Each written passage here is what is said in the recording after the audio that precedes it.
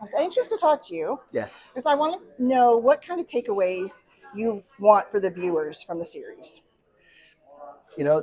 I really was very. It's funny you asked that question because I was pretty explicit when I pitched the show. I said to the network, Michael Thorne and all and the team there, I want people to not be able to talk for 10 seconds, Uh huh.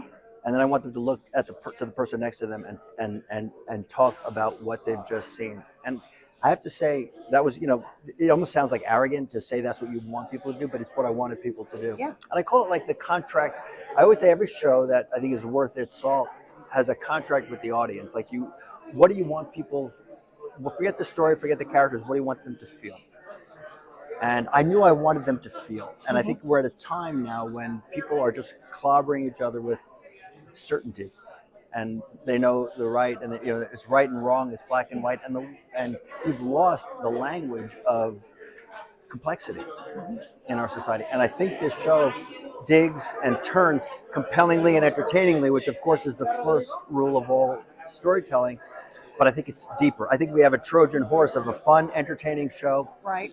but I think it's provoking in all the good ways, a bunch of conversations, Yeah. and so I was. It sounds maybe manipulative or arrogant, like I said, but it really was the intention of the show.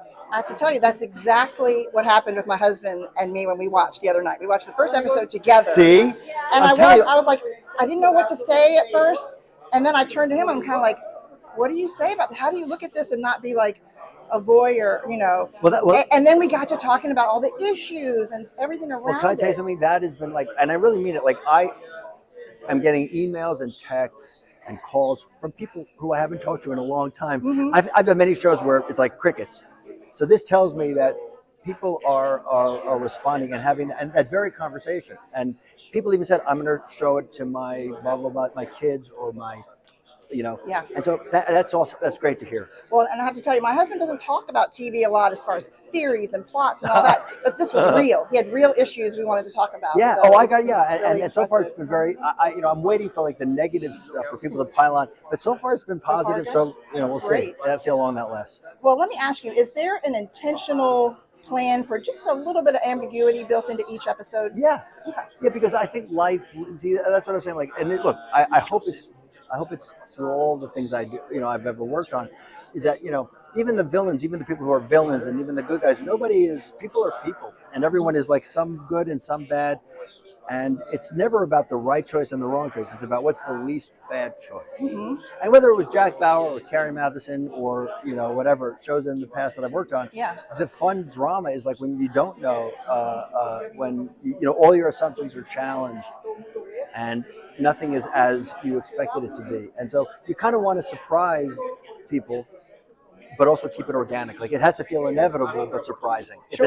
If the two sound like they're contradictory, but I think Yeah, they're like a balance. a balance. Yeah. Yeah. Okay. And what can you tell me, or do you want to tell me about like your research for selecting stories? Or... It always starts with a question or a dramatic, what would I do if I thought my son was going to be a school shooter? What would, again, and you build out from like one feeling, one situation, and then you create a character, and then that character becomes, or a dynamic. It starts with two characters often because, so something just gets under your skin, and it can be an idea, it can be, like the episode coming up on next Tuesday is with Malcolm Jamal Warner and Wendell Pierce. Okay. Great, amazing, two amazing actors, Sure. and but again, against the backdrop of being black in America, being being a father, and those and when something happens to his daughter, and the legal system doesn't do its job. Mm-hmm. But it's about friendship, it's about marriage, it's about fatherhood, and it's about being human. Is really what it's about. Okay. And so and then there's one coming down the pike with Billy Porter, which Billy Porter directed it, which is the week after. Okay. So everyone kind of really just take a war where we get to explore worlds. I think there's something you mentioned. You didn't say voyeuristic, did you? No. Oh, a little bit. I said, how do you? But it is not just voyeuristic. but it's voyeurism in a good way. Yeah. Is that I think we want a kind of catharsis. It's a safe space to look at these problems fictionally, whereas I'm not talking about a real serial killer or a real story. So we get to be the adjacency to reality gives you the safety to experience it emotionally and not, say, oh, I can't believe that really happened. Right. You get to. But the voyeuristic part is it's fun too. Like I want people to like experience this thing because it has to be entertaining. You can't just like you can read a research paper or watch a debate if you want that.